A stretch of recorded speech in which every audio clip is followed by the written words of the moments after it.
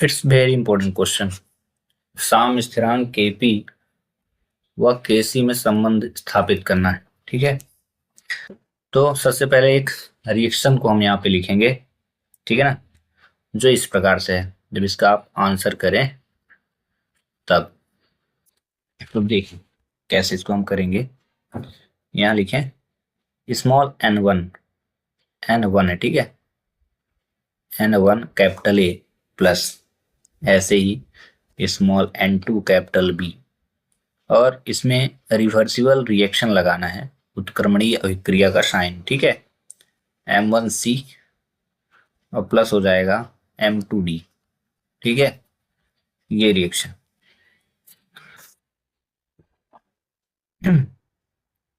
अब इस रिएक्शन में द्रव अनुपाती क्रिया का हम नियम लगाएंगे। ठीक ना, इस अभिक्रिया में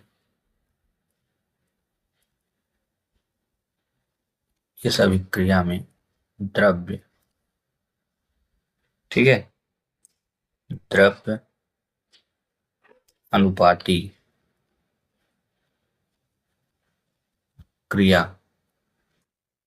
का नियम लगाने पर दो फार्मूले बने। पहला फार्मूला देखें, के सी इज इक्वल, ठीक है, कैपिटल में ध्यान रखना यहाँ सी दिया है, डी दिया है, इन्हीं को रखना है आपको। कैपिटल में सी रखना है और M1 को ऊपर रखना है, इनटू कर देना, ऐसे ही कैपिटल डी लिखना और M2 कर देना, डिवाइड पे ये लिख देना, ये वाले कैपिटल ए और N1 इंटू कैपिटल बी और N2 कर देना। ये आपका हो जाएगा पहला इक्वेशन। ठीक है, इस साम स्थिरांक की स्थिति में, ठीक है, जब साम स्थिरांक हो, अब मान के चलते हैं मोलर सांद्रता के स्थान पर आंशिक दाब का अगर प्रयोग किया जाए, ठीक है, यदि मोलर सांद्रता, इसको सी को बोलते हैं, ठीक ना, यदि मोलर सांद्रता के स्थान पर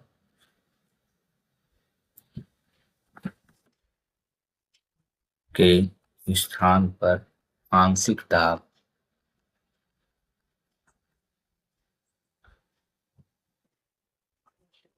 दाब का प्रयोग करने पर या किया जाए तब, ठीक है, तो सी की जगह पी आएगा, प्रेशर बोलते दाब को। ठीक है, इसके बाद तो ये जो फार्मूला है केसी वाला, इसमें थोड़ा सा हम चेंज करेंगे, ब्रैकेट को हलाएं। इस फार्मूले को, जो केसी का फार्मूला है, इसको थोड़ा सा हम चेंज करेंगे। जो ब्रैकेट है ना, इसको हटा के हम पी का यूज करेंगे यहाँ पे। ठीक है, पी और सी है तो सी लिखा रहने देंगे, जस्ट इसके ऊपर हम M1 लिख देंगे। ऐसे ही सभी जगह करेंगे। ठीक है, डी तो डी ही रहने देना, M2 कर देना, ऐसे अपॉन में ले लेना, P A N1 into P A, अब बी आ जाएगा ना, बी ये N2 ये। ठीक है, बस इतना करेंगे और इसको हम इक्वेशन सेकंड बना लेंगे। ठीक है, अब हम आदर्श गैस समीकरण का प्रयोग करेंगे सच दैट करके, आदर्श गैस समीकरण से। ठीक है, जो होता है formula PV is equal NRT। ठीक है, पीवी इज इक्वल NRT, यहाँ n जो है ना मोलों की संख्या है, और यहाँ सच दैट करना, सच दैट जो C का मान होता है, कंसंट्रेंसी होती है जो N/V होता है, मतलब जहाँ N/V होगा वहाँ C रखेंगे। तो पीवी इज इक्वल, तो हम P बस की वैल्यू निकाल लेते हैं यहाँ पे, ओनली P की है। ठीक है, P is equal N/V, divide में V को लिया, RT कर दिया, तो P इज इक्वल हो जाएगा CRT। क्यों CRT? क्योंकि हमने इसकी वैल्यू यहाँ पे रख दी। ठीक है, अब P के मान को समीकरण 2 में रखने पर, इसी को हम यहाँ पे लिखते हैं, समीकरण 2 में P यानी प्रेशर का मान रखने पर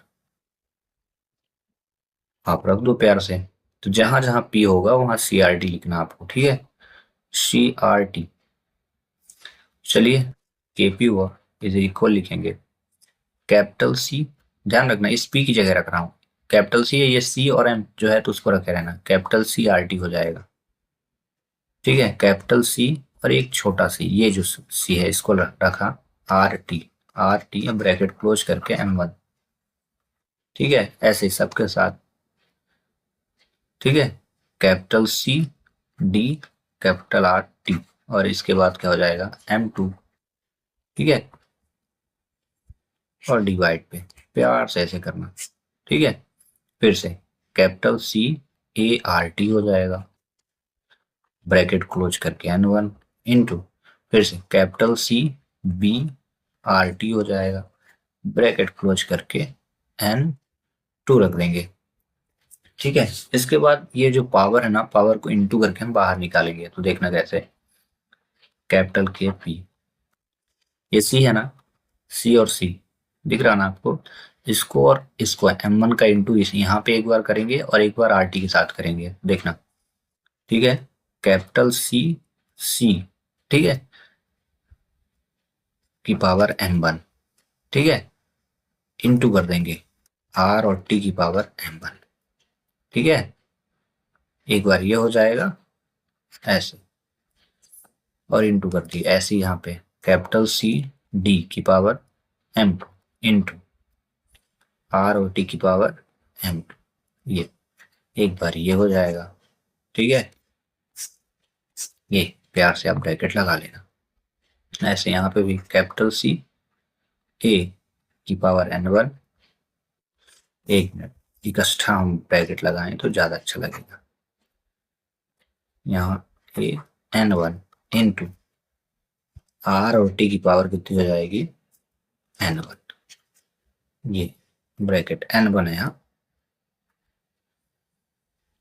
ऐसे इंटू कैपिटल सी बी की power N two into R T की power N two, bracket close. अब हम क्या करेंगे, सी वाले को हम बाहर कर देंगे, ठीक है, ध्यान से देखना, तो यहाँ पे ये वाली वैल्यू, ये ये और ये अलग कर देंगे और आर टी वाला अलग, तो ये हो जाएगा आपका कैपिटल सी सी, ठीक है, M one into capital C D N number M two, फिर हो जाएगा इंटू, ठीक है, आर टी, ध्यान रखना ये आर टी दिख रहा है ना, आर टी दिख रहा है, यहाँ पे भी आर टी दिख रहा, हमेशा याद रखना जब आधार समान होते हैं ना तो घातों को जोड़ दिया जाता है गुणा होने पर, तो हम अभी एक बार ऐसे लिख देते हैं R one R T into M one और आर टी एम टू हो गया, फिर प्यारा से यहाँ पे अब डिवाइड लगा लेना, ऐसे फिर से C A N one into C B N two into R T N one into R T N two हो जाएगा, ठीक है। अब इसके बाद ध्यान रखना ये जैसे ही ये सी है, हम इस सी को अगर हटाना चाहें तो ब्रैकेट लगा देंगे, ये ब्रैकेट लगा, सी की पावर हो जाएगा एम वन इंटू ब्रैकेट लगाऊंगा तो फिर से डी की पावर कितना हो जाएगा एम टू, ध्यान रखना ये वाला सी हट रहा है, ये वाला जो बड़ा वाला है ना इसको हम ब्रैकेट की यूज करेंगे तो हट जाएगा, ठीक है, और यहाँ पे ए की पावर हो जाएगा एन वन इंटू बी की पावर कितना हो जाएगा एन टू, और इंटू हो जाएगा यहाँ पे आर और टी की power M one plus M two, ठीक है, ये ऊपर का हो गया, और अपॉन में हो जाएगा आर टी की power N one plus N two, ये रूल होता है, ये इस रूल को आप देख लो, यदि x की पावर m हो और गुणा हो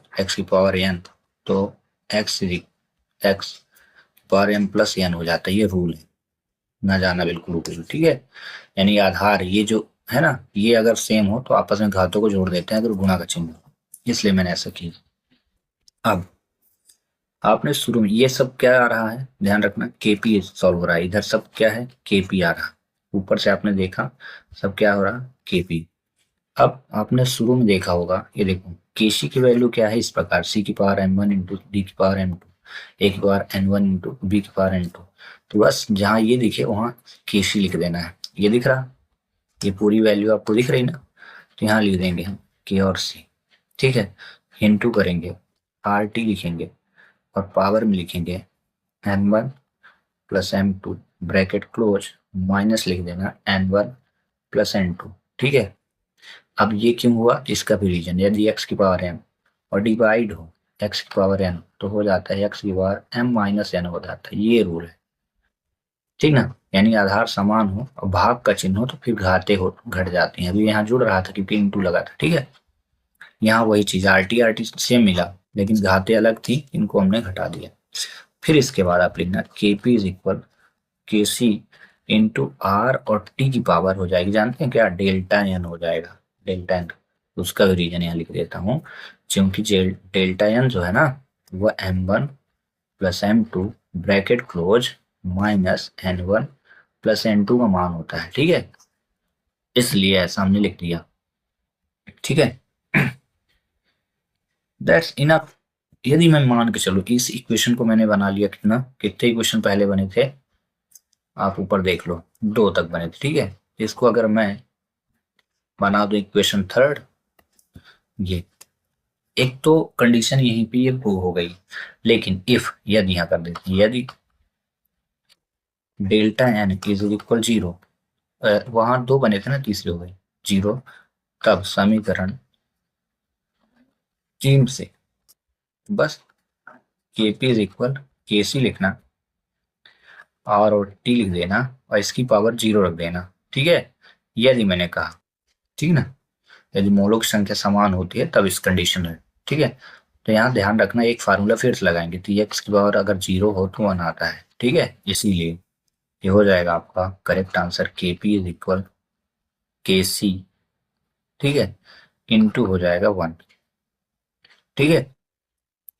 या इम्प्लाइज लिख करके आप लिख सकते हो के पी इज इक्वल के सी। बस यही तो प्रूव करना था, रिलेशन बताना था ना, यही सिद्ध करना था। आई होप कि आपको समझ में आ गया होगा, ठीक ना। अब यदि आपके मन में आए कि डेल्टा एन की वैल्यू अगर 0 क्यों रखी गई है, तो इसमें जब अभिकारक एवं उत्पाद के मूलों की संख्या समान होती है ना, तब इसकी जो वैल्यू होती है वो 0 हो जाती है। आप चाहें तो यहाँ लिख सकते हैं, यदि अभिकारक, अभिकारक मतलब इधर की वैल्यू जो होती है, देखो जैसे ये रिएक्शन है ना, ये तो इधर अभिकारक रहते इधर उत्पाद रहते हैं, यदि इनकी दोनों की संख्या क्या हो, इक्वल हो, तब की कंडीशन में डेल्टा एन का जो मान होता है 0 रखते हैं। तो आप चाहें तो लिख सकते हैं कि यदि अभिकारक तथा उत्पाद उत्पाद के मोलों की संख्या समान हो, मोलों की संख्या समान हो तो delta N is equal 0, otherwise जैसे मैंने लिख दिया कि यदि डेल्टा एन इज इक्वल 0 तब ये, और इस प्रकार ये क्वेश्चन हुआ सॉल्व।